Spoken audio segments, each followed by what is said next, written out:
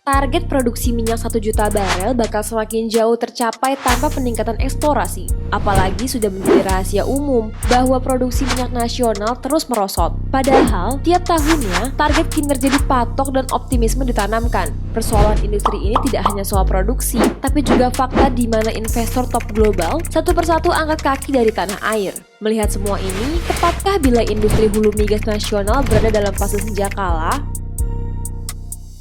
Terlalu banyak cerita manis tentang kejayaan hulu migas nasional.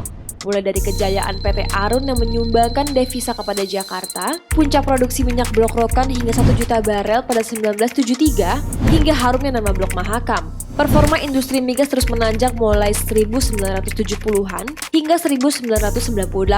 Mulai saat itu, produksi minyak Indonesia terus turun, hingga pada akhirnya Indonesia resmi menyandang status negara pengimpor minyak pada 2003. Hingga kini, belum ada tanda-tanda produksi minyak nasional akan naik.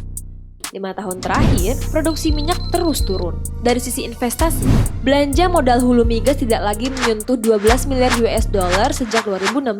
Dibedah lebih dalam, investasi hulu migas didominasi oleh belanja modal produksi.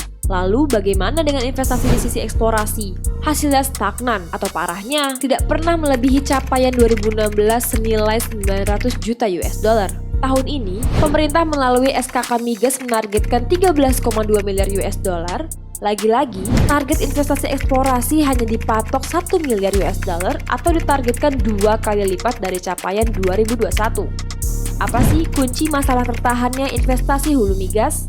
Kepala SKK Migas Dwi Sucipto menyebut perbaikan fiskal dan insentif jadi kunci mendorong investasi. Perbaikan fiskal dan insentif ini perlu terus dilakukan untuk supaya meningkatkan keekonomian dari investasi dan menarik investor karena kita bersaing juga dengan negara lain. Untuk bersaing, tentu Indonesia perlu mempercantik diri. Di tengah berbedah, Indonesia harus menerima fakta pahit. Sederet pemain kelas kakap angkat kaki dari Indonesia. Memang, beberapa dari mereka sudah melewati masa puluhan tahun untuk mengeksploitasi sumber daya di Indonesia. Sebut saja Total IP dan Chevron. Selain itu, ada pula yang memilih angkat kaki dengan alasan-alasan yang ujungnya berkutat pada keekonomian. Sebut saja Shell di Blok Masela, Chevron di EDD, atau bahkan ConocoPhillips yang menjual PI mereka ke Medco Energi. Kalau mereka pergi, apakah industri migas nasional berakhir? Saat ini PT Pertamina menjadi perusahaan yang menguasai 55% lifting minyak nasional. Lalu bagaimana kinerja Pertamina? Berdasarkan data SKK Migas, mayoritas produksi siap jual atau lifting minyak lapangan yang diduduki Pertamina mendapat rapor merah. Misalnya saja Pertamina Hulu Rokan, Pertamina EP, Pertamina Hulu OSES, dan Pertamina Hulu Kalimantan Timur. Deputi Operasi SKK Migas Julius Wiratno mengatakan, rapor merah yang dicatatkan Pertamina disebabkan oleh faktor internal. Setelah adanya perubahan struktur organisasi pasca pembentukan subholding upstream. Hal tersebut mempengaruhi cara kerja Pertamina yang masih membutuhkan sejumlah penyelarasan. Sudah beberapa kali diberikan peringatan, ada perbaikan-perbaikan, tetapi belum bisa meningkatkan produksi.